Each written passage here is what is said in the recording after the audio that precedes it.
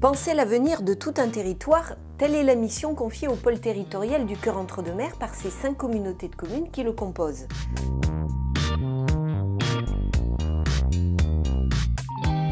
Créonais, Coteaux-Bordelais, Porte de l'Entre-deux-Mers, Rural de l'Entre-deux-Mers et secteur de Saint-Loubès.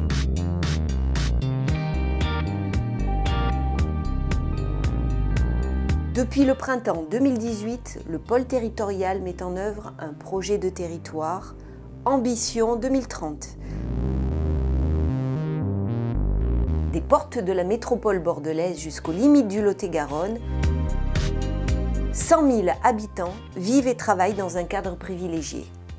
Un territoire dynamique sur lequel sont implantées près de 10 000 entreprises.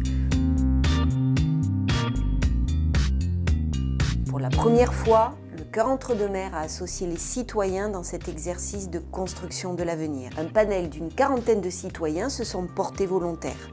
Ce groupe à parité hommes-femmes couvre toutes les tranches d'âge et rassemble des profils et des professions très variées. Il est porteur d'idées et d'actions nouvelles.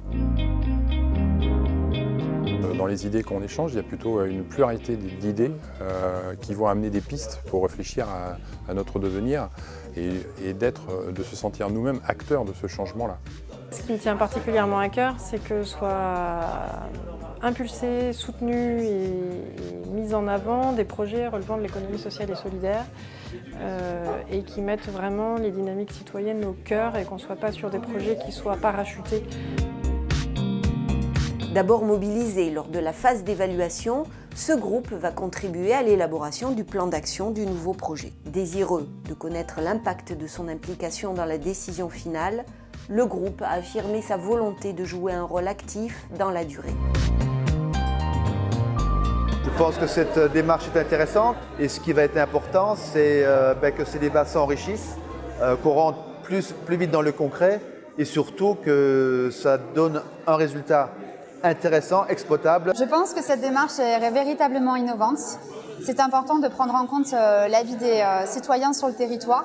Au-delà de ça, il faut travailler sur l'urbanisme, mais aussi sur l'accès au transport en commun, puisqu'on est proche du territoire, d'un territoire urbanisé, mais malheureusement tout aussi loin par des transports quasiment inexistants sur certains espaces.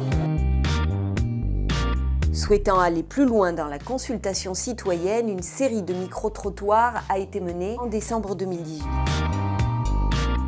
C'est une zone rurale, donc tout ce déplacement se fait en voiture. Enfin, le citoyen se déplace par ses propres moyens. Il faut quand même le permis pour bouger à droite à gauche, parce que même s'il y a quand même pas mal de choses à Créon où on peut quand même, on a accès à pas mal de choses, et si on veut bouger sur Bordeaux, des choses comme ça, il faut le permis. Alors des craintes, oui, que ça devienne trop urbain, justement, qu'on construise trop de bâtiments, qu'on fasse trop de pierres, qu'on gâche un peu le paysage qu'on a. On a peur aussi que tous les petits commerçants qui sont ici dans le centre ferment parce qu'au détriment d'autres grosses structures qui sont en train de s'ouvrir en périphérie. Continuons à évoluer de bonne manière. Voilà. D'accord. C'est ça qui est intéressant. On peut tout faire, mais de quelle manière? Cette nouvelle démarche dans le processus de construction des politiques publiques marque une nouvelle manière de prévoir, de décider et d'agir.